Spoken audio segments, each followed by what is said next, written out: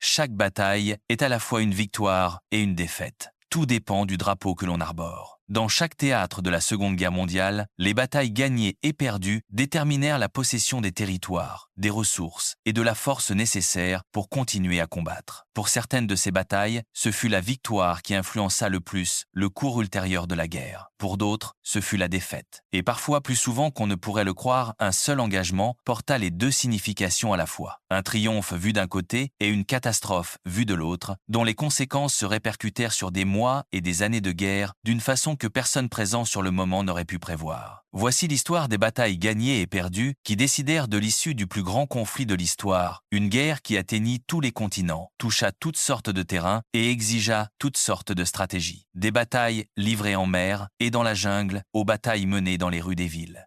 Lors d'invasions par les airs et de retraites par voie terrestre, chacune laissa son empreinte sur la forme du monde à venir. Ce qui suit est un récit puisé dans les archives militaires, les témoignages personnels, les souvenirs des hommes et des femmes qui étaient là, et l'analyse de ceux qui ont passé des décennies à tenter de comprendre ce qui s'est passé et pourquoi. Nous commençons au printemps 1940. Au-dessus de la Tour Eiffel, au-dessus des villes et des bourgades d'Europe, plane un voile de peur et de mort. L'invasion allemande de la France ne pouvait guère mieux se passer pour les Allemands. La Blitzkrieg contre l'Europe occidentale s'ouvre le 10 mai 1940 et en 15 jours, les armées britanniques, françaises et belges sont défaites. Elles se retirent vers la côte de la Manche. Il semble que la Seconde Guerre mondiale à l'Ouest sera terminée littéralement en quelques semaines. L'avance de la Wehrmacht était implacable. Le groupe d'armées A, au centre de l'offensive, pivota vers la côte, poussant la première armée française et le corps expéditionnaire britannique vers la mer avec la précision d'un chien de berger. Pressant depuis le nord, le groupe d'armée B de von Bock encerclait davantage la force alliée. Bientôt, trois armées allemandes, la 4e de von Klug, la 18e de von Küchler et la 6e de von Recknow, se refermaient pour ce qui devait être le coup de grâce. Le 4 juin, les troupes allemandes entrèrent dans le port de Dunkerque, mais elles ne battirent pas et n'emprisonnèrent pas les centaines de milliers de soldats qu'elles y avaient acculés. Et bien qu'il y ait de solides raisons à cela, ce qui se produisit entre le 23 mai et le 4 juin doit certes, avec le recul, être classé comme une erreur allemande, aux conséquences assez significatives. Le 23 mai, l'armée belge avait été isolée et la première armée franco-britannique repoussée contre la mer. C'est alors que von Rundstedt, commandant le groupe d'armée A, émit ce qui est devenu célèbre sous le nom d'ordre d'arrêt. Les Allemands combattaient depuis 3 semaines pour envahir l'Europe occidentale. Leurs forces étaient épuisées. Et ainsi, les généraux allemands, et non pas Hitler, comme beaucoup le croient, leur ordonnèrent de s'arrêter sur le périmètre des plages de Dunkerque. En pratique,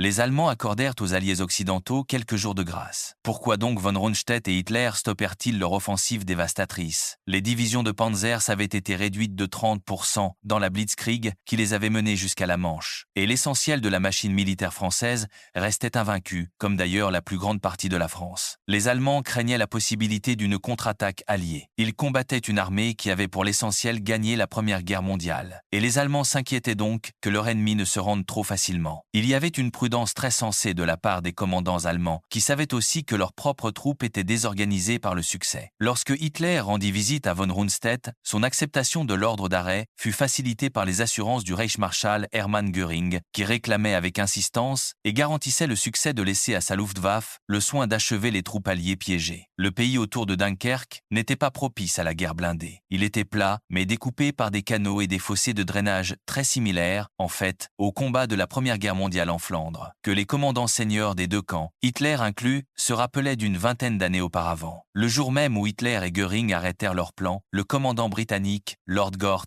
prit une décision unilatérale. Il ne risquerait pas de perdre tout son commandement en participant à l'offensive proposée par le général Weygand, une offensive délirante d'optimisme qui imaginait une percée pour rejoindre les forces plus au sud. Gort décida plutôt de retirer le corps expéditionnaire britannique sur Dunkerque, d'où il pourrait être évacué pour combattre un autre jour. Cette évacuation, l'opération Dynamo, commencerait le 26 mai. Celle de Gort ne fut pas la seule décision unilatérale de l'Alliance qui se défaisait. Le 27 mai, sans consulter ses alliés, le roi Léopold de Belgique offrit sa reddition aux Allemands. L'amiral Bertram Ramsay, alerté dès le 20 mai de la possible nécessité d'une évacuation, avait rassemblé une vaste et décidément hétéroclite collection de navires pour embarquer les troupes qui se massaient à Dunkerque. Des navires britanniques, croiseurs, destroyers, yachts, bateaux à aube, tout ce qui pouvait flotter, car les Britanniques étaient déterminés à sauver leurs hommes. La route la plus courte dut être abandonnée lorsque Calais tomba et que les navires se seraient trouvés à portée des batteries côtières de Calais. Une deuxième route, la route X, était vulnérable aux mines non draguées, et ainsi le passage le plus long fut choisi par nécessité. Vers le nord, jusqu'à la bouée de Quinte, vers l'ouest, jusqu'au bateau-phare des Goodwin Sands, et vers le sud jusqu'à Douvres, un trajet de 160 km. À mesure que l'on comprit ce qui se passait, l'action de la Luftwaffe contre l'évacuation s'intensifia, semant la panique dans la population civile. Des hommes, des femmes et des enfants avec des sacs, tirant de petits chariots, les enfants ne parlaient pas et ne jouaient pas, tous avec des expressions vides, regardant droit devant eux. Mais le repli sur Dunkerque n'était pas une déroute. À partir du 26, les forces conduisirent un retrait ordonné et progressif vers un périmètre de 25 km, définissant une poche de 10 à 12 km de profondeur. Le corps expéditionnaire britannique neutralisa son matériel, encloua et abandonna ses canons, et recula, sans cette discipline, s'il y avait eu panique.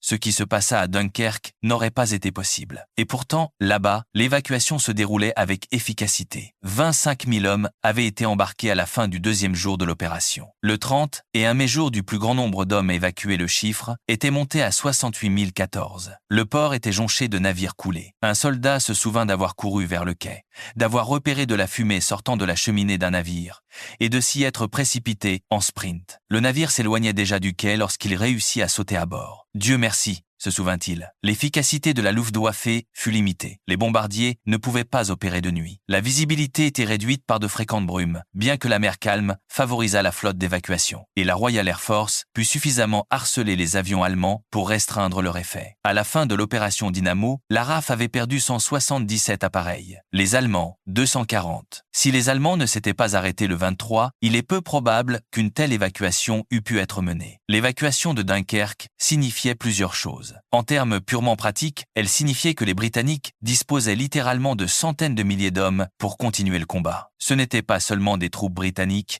mais aussi des troupes françaises. Et c'est ainsi qu'une armée française libre fut créée en Grande-Bretagne grâce à l'évacuation de Dunkerque. Bien que les troupes britanniques eussent perdu leur matériel, elles avaient renforcé le moral et la volonté de résistance. Le corps expéditionnaire britannique était rentré, et quelles que fussent les catastrophes qui avaient conduit à leur retour, les gens du pays étaient bien contents de les avoir là. Et lorsque, à leur retour, Churchill fit son discours de défi, « Nous nous battrons sur les plages. Nous ne nous rendrons jamais », il parlait au nom de la nation. Ce fut un énorme coup de fouet psychologique. On parle encore de l'esprit de Dunkerque, parce que bien que ce fût une défaite massive, ce fut une victoire psychologique, l'une sur laquelle les Britanniques s'appuyèrent pour le reste de la guerre. Et il y a ici une vérité plus profonde, qui touche au cœur de ce que cette guerre allait devenir. Dunkerque ne fut pas une victoire au sens militaire conventionnel. Le corps expéditionnaire britannique avait été battu, ses canons avaient été encloués et abandonnés. Ses véhicules rouillaient sur les plages. La première armée française, qui avait combattu avec un courage extraordinaire pour tenir le périmètre pendant que l'évacuation se déroulait, avait été en grande partie capturée. L'armée belge avait cessé d'exister. Et pourtant, parce que ces centaines de milliers d'hommes vécurent pour combattre un autre jour, parce que les navires vinrent, que les hommes y montèrent, que la mer était calme, et que les brumes donnèrent de la couverture la guerre à l'ouest, ne s'acheva pas à l'été 1940. Elle continua, et en continuant, elle donna le temps à tout ce qui suivit. La bataille d'Angleterre, l'entrée de l'Union soviétique et des États-Unis dans la guerre, la libération éventuelle des plages mêmes depuis lesquelles ces hommes avaient fui. Tout cela fut possible grâce à ce qui se passa et à ce qui ne se passa pas à Dunkerque. La position du Royaume-Uni en tant que grande puissance qu'il possédait au début de la Seconde Guerre mondiale n'était pas la conséquence de la richesse, du climat ou des ressources naturelles des îles britanniques. Elle reposait sur son empire, un vaste empire maritime, le plus grand que le monde eût connu. Et l'intégrité de cet empire ne reposait pas sur une grande armée permanente. Elle dépendait de la Royal Navy. La Royal Navy, ne faisant face qu'à l'Allemagne avant la chute de la France, était une force dominante et continuait d'avoir l'avantage stratégique de siéger, pour ainsi dire, à cheval sur les voies de sortie de l'Allemagne vers le reste du monde. Elle disposait de 8 groupes principaux déployés dans l'Atlantique à l'époque, tandis que les Allemands pouvaient à peine déployer 2 croiseurs de bataille et un certain nombre de sous-marins. Mais avant que la guerre ne commence, le cuirassé de poche allemand Admiral Graf Spee appareilla pour l'Atlantique Sud. Et là, il attendit. L'intérêt principal se portait bien sûr sur les fameux cuirassés de poche, qui ne déplaçaient que 10 000 tonnes, mais portaient 6 canons de 11 pouces et avaient une vitesse de 26 nœuds. Une fois la guerre commencée, le Graf Spee entama ses opérations. Entre fin septembre et fin octobre, il coula 6 navires dans une zone qui chevauchait une importante voie maritime pour les navires contournant le cap de Bonne-Espérance. Le Graf Spee se trouvait dans l'Atlantique Sud dans le cadre d'une campagne délibérée visant à interrompre et à détruire les mouvements maritimes mondiaux, à ralentir et perturber le flux des ressources à destination et en provenance du Royaume-Uni. En novembre, la Royal Navy avait constitué 6 groupes opérationnels pour trouver et couler le cuirassé. Début décembre, le Graf Spee fit 2 nouvelles victimes, mais celles-ci ne coulèrent pas sans envoyer des signaux radio qui incitèrent le Commodore Harwood, commandant la Force G, à concentrer ses forces aux îles Falkland. Ce qui suivit fut une histoire de 2 erreurs. Le capitaine Langsdorff, commandant le Graf Spee, commit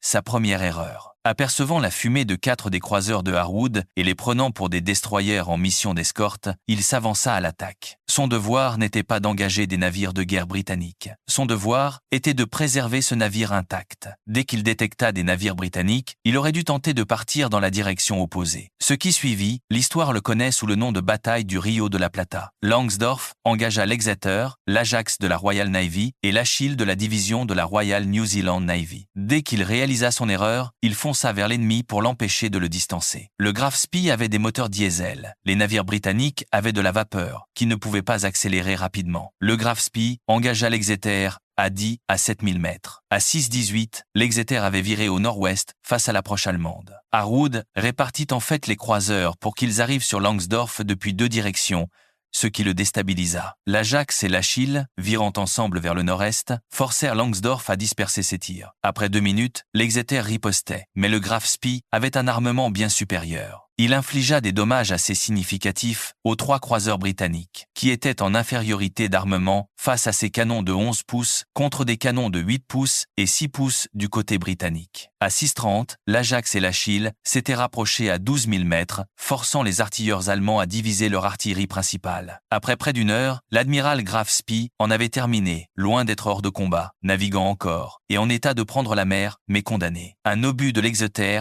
elle-même, gravement endommagé, et sur le point de se retirer du combat, avait endommagé l'installation de traitement du carburant du cuirassé. Le Graf Spee ne disposait plus que de 16 heures de navigation en carburant, ce qui signifiait qu'il ne pouvait pas rentrer au pays. Les dommages ne pouvaient pas non plus être réparés en mer. Langsdorff consulta les cartes. Il mettrait le cap sur le port neutre le plus proche. C'était Montevideo, à l'embouchure du Rio de la Plata. Elle était là l'admiral Graf Spee, dans le port de Montevideo, où elle s'était réfugiée après la correction qu'elle avait reçue de ses adversaires plus petits. À Montevideo, Langsdorff libéra les 60 et un marin marchand britannique qu'il avait recueilli comme survivant des navires qu'il avait coulés et demanda l'autorisation de rester au port suffisamment longtemps pour effectuer des réparations. Les Britanniques n'avaient qu'un seul autre navire suffisamment proche pour bloquer le Graf Spee, mais ce n'est pas ce qu'ils annoncèrent. De faux renseignements dressèrent le tableau de la Force H, une importante force britannique, comprenant le porte-avions Ark Royal, se rassemblant pour achever l'Allemand dès qu'il quitterait le port. Langsdorff commit sa 2e erreur. Il crut, et compte tenu des dommages qu'il avait déjà subis lors du premier engagement, il est vrai que le Graf Spee, quittant immédiatement Montevideo, aurait été contraint à un nouvel engagement et aurait subi des dommages supplémentaires le laissant, selon toute probabilité, absolument exposé à être traqué et détruit par les forces bien plus puissantes qui se concentraient alors sur le Rio de la Plata. Le 17 décembre, face à des choix limités, Langsdorff fit sortir son navire dans l'estuaire et ordonna son sabordage. De formidables explosions à l'arrière détruisirent le navire. Il gisait là, abandonné aux flammes par le capitaine, et l'équipage non coulé au combat, ouvert par l'ennemi, non sombrant avec ses couleurs déployées, mais dynamité, abandonné, sabordé. 2 jours plus tard, Hans Langsdorff se tira une balle. La bataille du Rio de la Plata fut, dans le grand schéma de la Seconde Guerre mondiale, un engagement mineur. 3 croiseurs contre un cuirassé de poche, livré au cours d'une seule matinée au large des côtes d'Amérique du Sud. Mais son importance était disproportionnée par rapport à son échelle. Elle démontra que la Royal Navy, même en infériorité d'armement, se battrait, et que les raiders de surface allemands, malgré toute leur puissance de feu, étaient vulnérables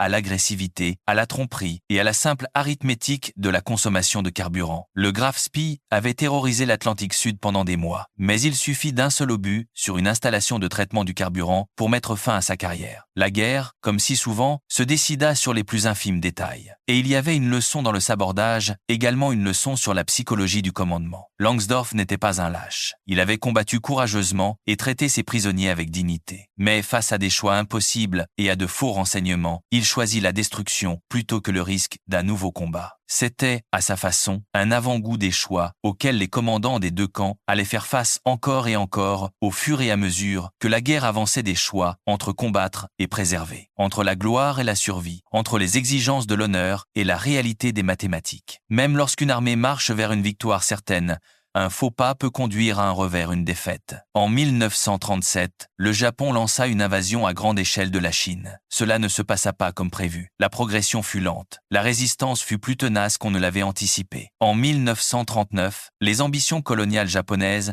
subirent un nouvel échec à la frontière mongole, où les troupes soviétiques infligèrent une défaite décisive. Tout cela renforça la main de cette faction dans l'armée, qui soutenait que l'expansion du Japon devrait se faire vers le sud. Pour le Japon, c'était la zone des ressources méridionale, parée des atours de la sphère de coprospérité de la Grande Asie orientale. Elle donnerait au Japon tout l'espace vital et les matières premières dont il avait besoin. Il faut se rappeler ici que c'était une époque largement antérieure aux produits synthétiques et que le Japon menait une guerre très coûteuse en Chine. La façon dont il envisageait de terminer cette guerre était qu'il avait besoin de davantage de ressources. Les dirigeants japonais estimaient qu'ils n'avaient pas d'autre choix que de s'emparer des ressources des Indes néerlandaises orientales. Non seulement celles-ci avaient-elles une grande valeur stratégique, mais elles contenaient aussi de grandes richesses matérielles, le pétrole, notamment. Leurs objectifs étaient de le faire rapidement, afin de libérer les troupes nécessaires pour les renvoyer combattre en Chine et pour pouvoir saisir ces ressources et commencer à les acheminer vers le Japon avant que les États-Unis ne commencent à se préparer à la guerre. Le 7 décembre 1941, tandis que des avions japonais approchaient de Pearl Harbor, les forces japonaises sous les ordres du général Tomoyuki Yamashita débarquaient déjà sur la péninsule malaise à Kotabaru. Certains de leurs premiers succès tenaient à des opérations simultanées menées sur une large zone d'Asie et du Pacifique. Les forces britanniques et américaines dans la région Asie-Pacifique étaient dispersées, tentant de réagir aux Japonais. Beaucoup de ces endroits étaient très faiblement défendus,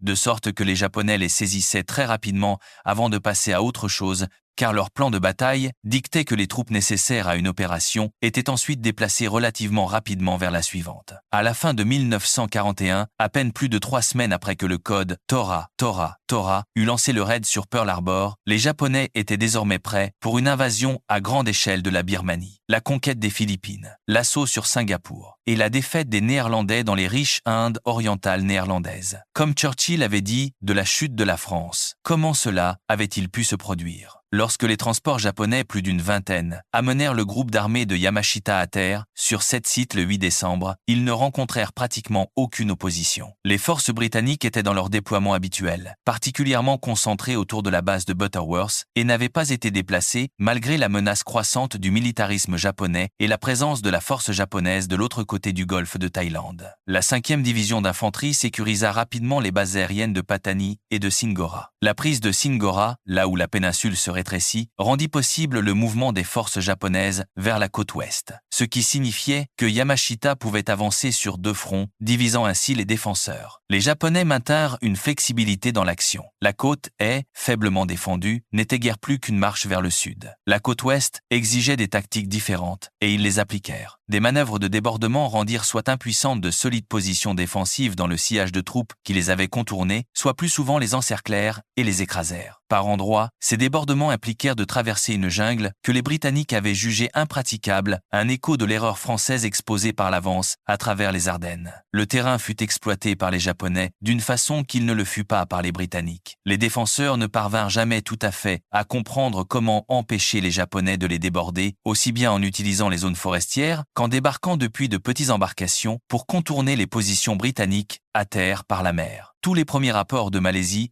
faisaient état de combats acharnés et confus, les Japonais gagnant du terrain.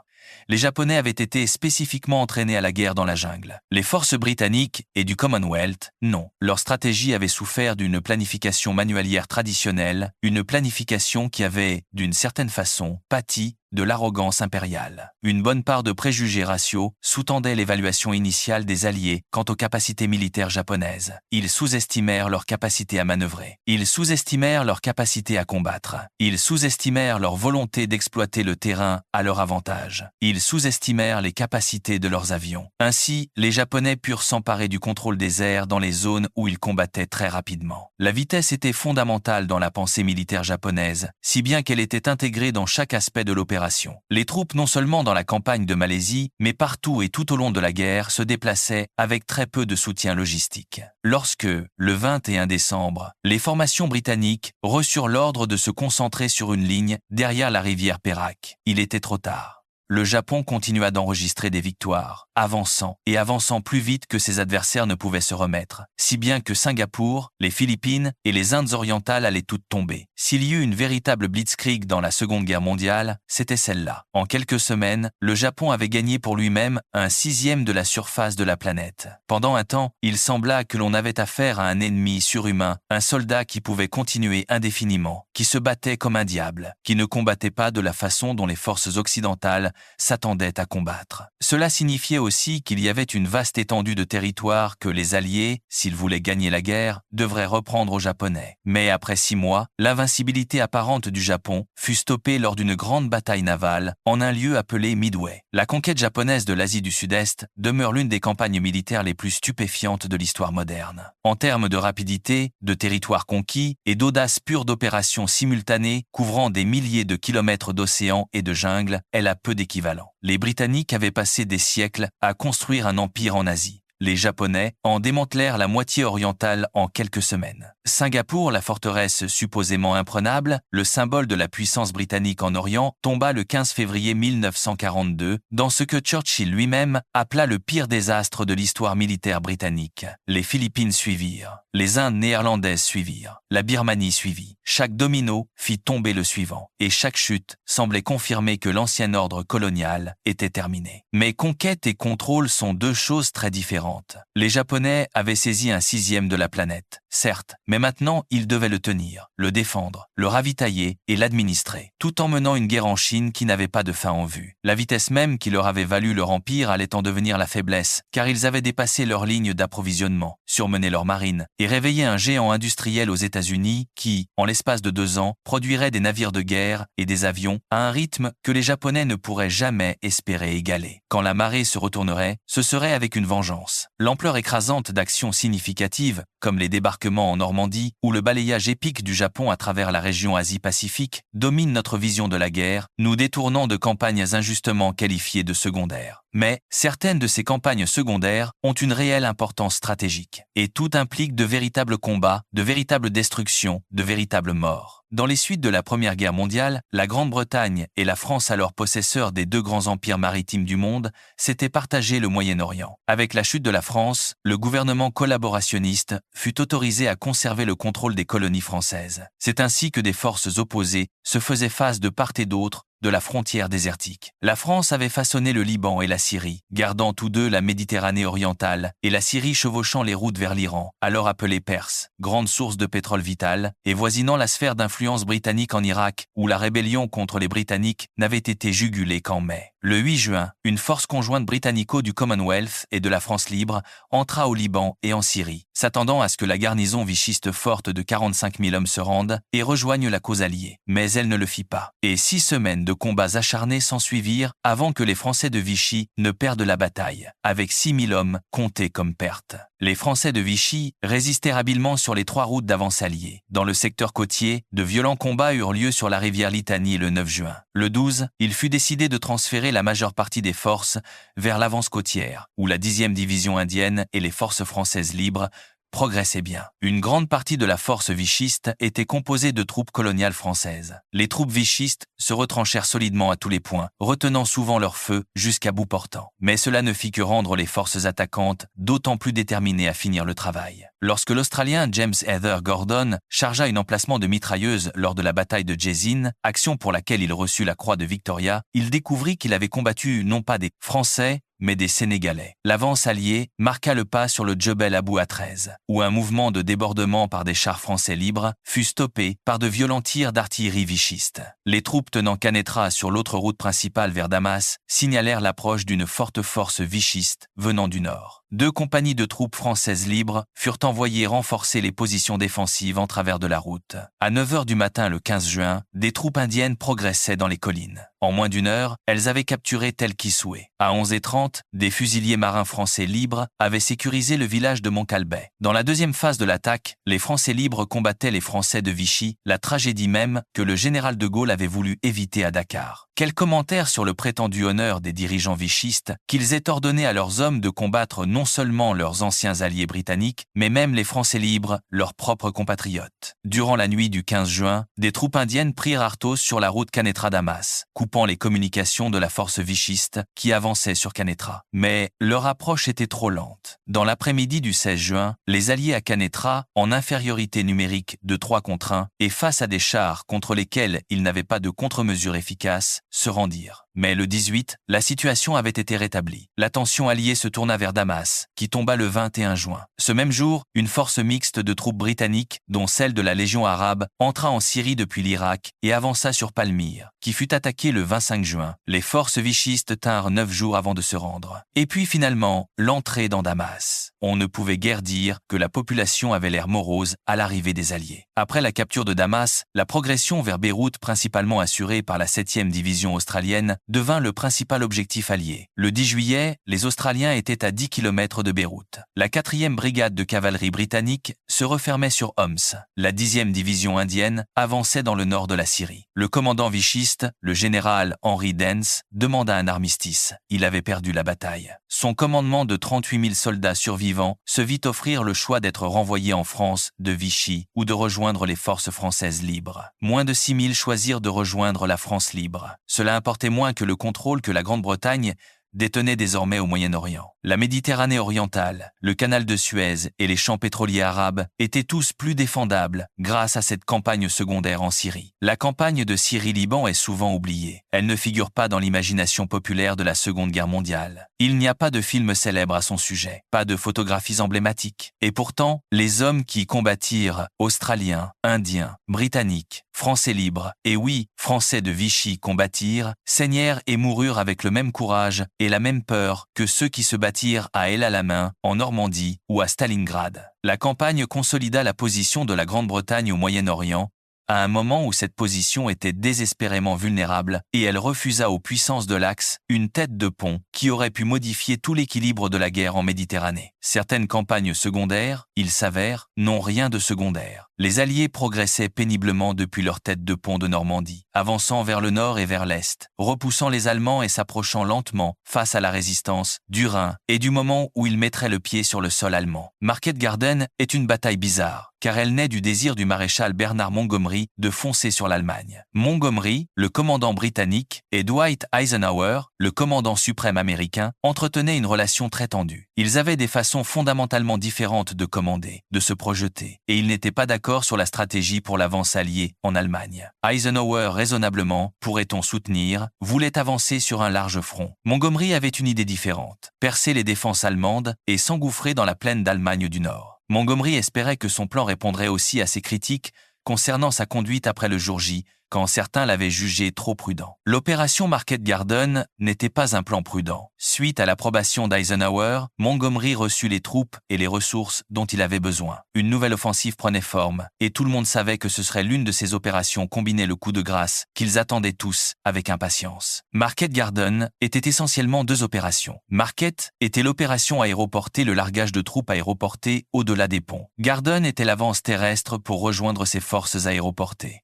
Cela paraissait une idée sensée, sauf que, comme le dit l'expression, c'était un pont de trop. Pour que le plan de Montgomery fonctionne, il était essentiel que chaque phase de l'opération soit un succès. Chaque pont devait être sécurisé. Les avions Douglas 47, les Dakota, pour les Britanniques, étaient les bêtes de somme de l'opération. Ils transportaient la première armée aéroportée alliée et remorquaient les planeurs. Environ 2000 appareils de divers types étaient engagés. Le 17 septembre, l'opération fut lancée. Un soldat se souvint, puis nous étions au-dessus de la zone de largage rouge allumée, debout, accrochez-vous, verre allumé, allez-y, et on sautait. Pieds joints, tête baissée, épaules rentrées, pieds joints, regardez le sol. Choc, voilà, c'était fait. La 101 division aéroportée sécurisa rapidement le pont sur le canal. La 82 prit grave, mais fut repoussée de Nimègue par une forte contre-attaque. Le 18, le 30 corps fit sa jonction avec la 101, et le lendemain, appuyant la 82, renouvela la pression sur le pont de Nimègue. Le pont tomba entre leurs mains, et l'opération Marquette avait réussi du moins à ses passages. La première division aéroportée britannique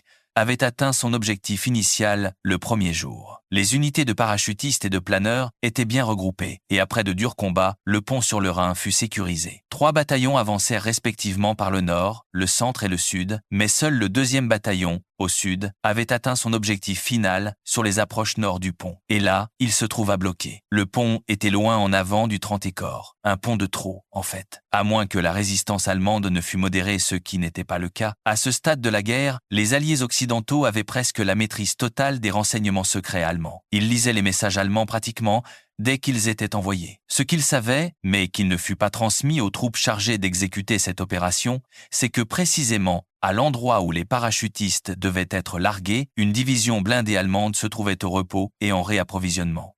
Ils largèrent littéralement la première armée aéroportée alliée sur une division de SS Panzer allemande. Et c'est là que les choses commencèrent à se dégrader. Car c'étaient de solides unités, les 9 et 10 divisions SS Panzer, et elles pesaient sur la tête de pont britannique avec une supériorité numérique et en armement. Le 21, la brigade polonaise fut larguée au sud du Rhin. Elle avait été retardée dans son entrée dans la bataille par le mauvais temps et de mauvais renseignements. Le largage la plaça dans de fortes positions allemandes où, au lieu de pouvoir se frayer un chemin pour renforcer la première aéroportée, elle fut taillée en pièces. Les troupes aéroportées ne sont, comparativement, que légèrement armées. En débarquant derrière les lignes ennemies, elles font face à la perspective d'engager des forces entièrement équipées et lourdement armées. C'est tout le risque d'une opération isolée. Aggravant encore la situation de la première aéroportée, il y eut la perte de leur zone de largage. Des radios défaillantes rendirent presque impossible d'en informer la RAF, et par conséquent, les ravitaillements vitaux tombèrent entre de mauvaises mains. Sur 390 tonnes de ravitaillements largués, seulement 30 et 1 tonne furent reçues par la division britannique. Un survivant se souvint, « Nous y sommes entrés le dimanche et nous avons combattu jusqu'au mercredi après-midi. Il ne restait plus beaucoup d'entre nous, et les munitions étaient pratiquement inexistantes. » Le général Urquhart, commandant la première aéroportée, prit la décision de replier ses hommes vers une position défendable en attendant le soulagement par le 30 corps en retard. Cela signifiait abandonner le 2e bataillon qui avait atteint l'extrémité nord du pont. Les troupes allemandes, pendant ce temps, coupèrent en travers la ligne d'avance britannique au sud de l'Odon, ralentissant encore davantage la colonne de secours. Le 29 jours après le largage, le 30 corps fit finalement sa jonction avec la première aéroportée. Mais il était trop tard pour influer sur une bataille qui était perdue. Market Garden fut une défaite alliée absurde, au moment précis où les Alliés avançaient glorieusement à travers la France et la Belgique, libérant le pays sur leur passage. Cela n'aurait jamais dû arriver. Les Alliés étaient massivement bien équipés. Ils avaient plus d'armes, plus de matériel, plus de renseignements que les Allemands. Mais ils ne surent pas l'utiliser. Des 10 000 hommes qui avaient débarqué à Arnhem, 2 000 repartirent avec le 30 corps. La plupart des autres passèrent le reste de la guerre comme prisonniers des Allemands. Market Garden ne fit certainement aucun bien à la réputation de Montgomery. Eisenhower savait déjà que c'était un homme difficile avec qui travailler, et Market Garden mit le comble à tout. L'opération eut un autre effet. Bien sûr, les Alliés n'allaient pas atteindre la Meuse et certainement pas traverser le Rhin en 1944. Et bien entendu, cela signifiait qu'Eisenhower avait en réalité raison, qu'on ne peut pas simplement enfoncer une colonne en Allemagne du Nord et s'attendre à gagner. Il faut avancer sur un large front. Et c'est exactement ce que firent les Alliés en 1945. Et c'est ce qui aboutit à la défaite des Allemands à l'ouest. L'échec à Arnhem hanta ceux qui en réchappèrent. Les hommes de la première aéroportée parachutiste et troupes de planeurs qui avaient été parmi les meilleurs soldats des armées alliées avaient été appelés à accomplir l'impossible et ils avaient bien failli y parvenir. Ils tinrent le pont pendant des jours contre des divisions blindées. Ils combattirent avec des munitions qui s'épuisaient et sans ravitaillement. Ils attendirent une force de secours qui n'arriva jamais à temps. Et lorsque finalement l'ordre de se retirer parvint, ils l'exécutèrent avec la même discipline avec laquelle ils avaient sauté. Des 10 000 qui étaient entrés, seulement 2 000 sortirent. Les autres étaient morts, blessés ou prisonniers. C'était une défaite, oui, mais c'était aussi un témoignage de ce que des hommes ordinaires peuvent endurer quand on leur demande de tenir la ligne, même quand cette ligne n'était jamais la leur à tenir. Le 25 avril 1945, les troupes américaines et soviétiques prirent contact. La jonction entre les Américains et les Russes sur l'Elbe, près de Torgau, marqua le point culminant des deux grandes avancées vers le cœur de l'Allemagne, depuis l'ouest et depuis l'est. C'était une nouvelle colossale. Le même jour, l'armée rouge acheva l'encerclement de Berlin. Berlin devint en même temps une ville-forteresse. C'était le concept spécial, signifiant que la ville devait être défendue à tout prix, jusqu'à la dernière cartouche, jusqu'à la dernière balle, jusqu'au dernier homme. Des préparatifs défensifs furent effectués en profondeur, mais les ressources étaient loin d'être d'élite. Les effectifs à Berlin, eh bien, il n'y avait pas de chiffre précis. C'était essentiellement un amalgame d'unités. Des unités de police, des unités de la Hitler-Jugend et des unités du Volkssturm, la milice populaire, composée de ceux qui n'étaient pas en mesure de servir dans l'armée régulière parce qu'ils étaient soit trop jeunes, soit trop vieux, soit affectés de problèmes de santé. Pratiquement tout ce qu'ils pouvaient rassembler. La 12e armée à l'ouest de la ville comprenait 12 divisions, composées d'un ramassis de recrues sans expérience. La 3e armée blindée de von Manteuffel, au nord de la ville, comprenait 9 divisions, dont aucune n'était blindée. L'effectif total déployé pour la défense de la capitale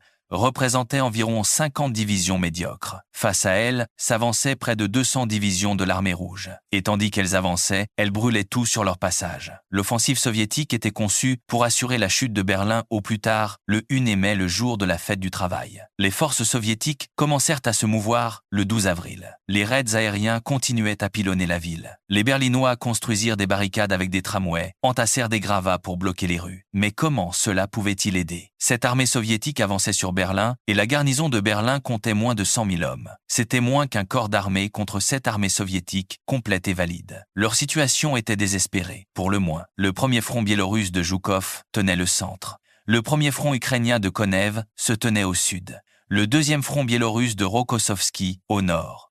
Ils allaient se livrer une course pour le prix. Le 16 avril, l'offensive de Zhukov commença. 3 fusées rouges s'élancèrent vers le ciel et 140 projecteurs furent allumés, dirigés directement dans les yeux de l'ennemi. Puis, 3 fusées vertes signalèrent le début d'un bombardement qui ébranla la terre littéralement à ce point que des villages entiers s'effondrèrent et des forêts entières explosèrent lorsque 8983 canons soviétiques ouvrirent le feu. Le bombardement dura 35 minutes. Puis, brusquement, précisément, il s'arrêta et l'armée rouge avança. Plus de 6 millions d'hommes et de femmes, animés d'une seule pensée. Zhukov, avançant depuis sa tête de pont sur l'Oder, visait le cœur de la ville. Les Allemands, principalement les unités SS, étaient coriaces au combat. Mais rien ne pouvait les sauver. Les soldats soviétiques étaient si proches de la victoire qu'ils attendaient, pour laquelle ils avaient combattu, espéré, pendant 4 ans. Il y avait un moment de vengeance, surtout pour ceux qui avaient perdu leurs proches ou qui avaient traversé les territoires occupés de l'Union soviétique et vu les horribles massacres et toutes les conséquences de la politique génocidaire que l'État allemand avait exécuté dans les territoires orientaux. Occupés, maintenant ils se battaient avec encore plus de rage, encore plus de colère. La rétribution était accessoire dans le cours des opérations militaires. Mais certainement ici à Berlin, il y avait toutes les preuves de celle-ci rétribution pour les ravages causés par les forces d'Hitler, à Leningrad et à Varsovie, à Londres, Coventry, Rotterdam et dans toutes les villes dévastées des Alliés. Le 26, le centre-ville était encerclé. Les forces soviétiques, avançant maison par maison, pièce par pièce, se déployèrent. Leur objectif était le Reichstag. Berlin était l'enfer. Pratiquement, c'était l'enfer. Un certain nombre de ceux qui combattirent se souvinrent qu'il était difficile de dire s'il faisait jour ou nuit, car une épaisse fumée noire voilait la lumière du soleil. Une fumée illuminée par les incendies des chars et des bâtiments détruits. Des cris emplissaient l'air cri des blessés, car Berlin était pleine de civils qui, bien sûr, mouraient au cours de la bataille. Et la poussière des bâtiments détruits était en permanence dans l'air. On respirait avec difficulté. Elle craquait sous les dents de ceux qui combattaient. Le 30 avril, après avoir d'abord testé avec succès le poison sur sa chienne bien-aimée Blondie, Hitler et sa nouvelle épouse mordirent dans des capsules de cyanure, après quoi Hitler, pour plus de certitude, se tira une balle dans la tempe. L'armée rouge était à 200 mètres. Le lendemain, le Reichstag tomba, et le drapeau rouge fut tissé sur son toit dans la scène qui allait devenir célèbre. Le général Helmut Weidling, commandant la garnison militaire, rendit la ville. Berlin, en tant que capitale, en tant que ville même, était morte. C'était ce qui restait du Reichstag, le bâtiment qui avait acquis une notoriété mondiale lorsque les nazis s'étaient emparés du pouvoir. La bataille pour la capitale avait coûté plus de 300 000 victimes soviétiques, peut être un nombre similaire de victimes allemandes, et en outre 400 80 000 prisonniers allemands, des hommes qui avaient échoué dans leur tentative de percer vers l'ouest pour se rendre aux forces américaines, britanniques et françaises, de qui ils espéraient un traitement plus clément. La capitale était tombée, mais la résistance continuait encore dans le nord. Certaines troupes se battaient encore pour un troisième empire qui n'existait plus, qui n'avait duré que 12 ans. Les derniers des derniers, ils refusaient tout simplement de s'arrêter. La chute de Berlin n'était pas simplement la fin d'une bataille. C'était la fin d'une idée. L'idée qui s'était emparée de l'Allemagne en 1933 et avait entraîné le monde dans le conflit le plus destructeur qu'il eût jamais connu. Le Reichstag, ce symbole autrefois grandiose de la démocratie allemande, gisait fracassé et meurtri. Ses murs criblés de trous de balles, ses couloirs obstrués par les décombres. Les soldats soviétiques gravèrent leurs noms sur ces colonnes, en ruine des noms venus de Moscou et de Stalingrad, de Minsk et de Kiev, de villages qui avaient été réduits en cendres par l'armée qui avait autrefois défilé sous ce toit. Ils avaient porté ces noms à travers 2000 kilomètres de dévastation, et maintenant, enfin, ils pouvaient les déposer. Pour les soldats soviétiques qui s'étaient frayé un chemin jusqu'à cette ville mourante, la victoire était réelle et chèrement gagnée, mais elle avait un coût que même les vainqueurs peinaient à comprendre. Plus de 300 000 victimes soviétiques dans une bataille d'à peine 2 semaines. Le prix du dernier kilomètre est toujours le plus élevé, et à Berlin, il fut payé en totalité. Et pour les civils pris en étau dans les combats, les femmes, les enfants et les vieillards qui n'avaient nulle part où aller, et aucun moyen de fuir la chute de Berlin, ne fut pas une libération au sens simple du terme.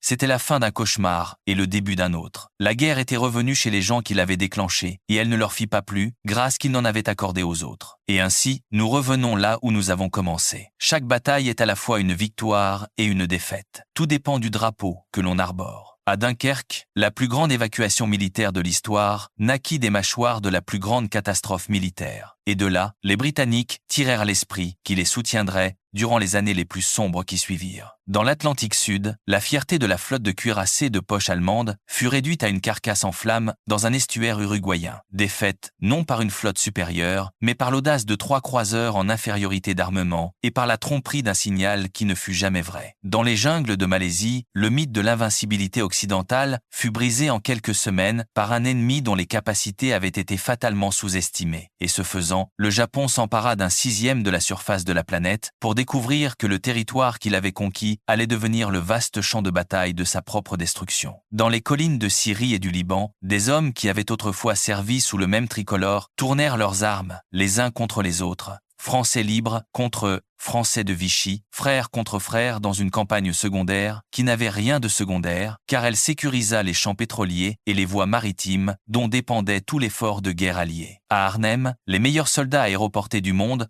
furent largués sur le terrain le plus dangereux qui fut, sacrifiés sur l'autel d'un plan trop audacieux de moitié et trop mal renseigné du quart, et la leçon qu'il enseigna était celle qu'Eisenhower prêchait depuis le début, qu'il n'y avait pas de raccourci vers Berlin. Et à Berlin même, la guerre boucla sa boucle. La ville, qui avait lancé le conflit le plus destructeur de l'histoire humaine, en fut consumée pilonnée en gravats par les armées de la nation, qui avaient souffert plus que tout autre entre les mains de l'Allemagne. 6 millions de soldats soviétiques convergeaient sur cette capitale mourante, portée par 4 ans de deuil, de rage et de faim désespérée d'une faim. Lorsque le drapeau rouge s'éleva au-dessus du Reichstag, ce n'était pas simplement un accomplissement militaire. C'était le point final d'une phrase qui avait été écrite dans le sang à travers tout un continent. Les chiffres de cette guerre défient la compréhension, mais les chiffres seuls ne peuvent jamais saisir ce qui fut perdu. Derrière chaque statistique se trouve un être humain qui avait un nom, une famille, une vie qui fut interrompue ou détruite. Un soldat de 10 à 9 ans qui sauta d'un Dakota au-dessus d'Arnhem et ne rentra jamais. Un marin du Graf Spee qui regarda son navire brûler dans un port étranger. Un soldat colonial sénégalais en Syrie qui mourut en défendant un régime qui avait déjà abandonné son honneur. Un civil à Berlin qui ne pouvait distinguer la nuit du jour à travers la fumée, la poussière et les cris. Ils méritent d'être rappelés non comme des chiffres, mais comme des personnes. La Seconde Guerre mondiale s'est terminée il y a 80 ans, mais ses échos ne se sont jamais dissipés. Dans les cimetières et les mémoriaux qui jalonnent son passage, dans les témoignages de ceux qui l'ont vécu et dans l'obligation solennelle de ceux qui vinrent après la mémoire perdure. Parce que ce souvenir n'est pas seulement un acte de respect, c'est un acte de défense contre l'oubli qui permet à l'histoire de se répéter.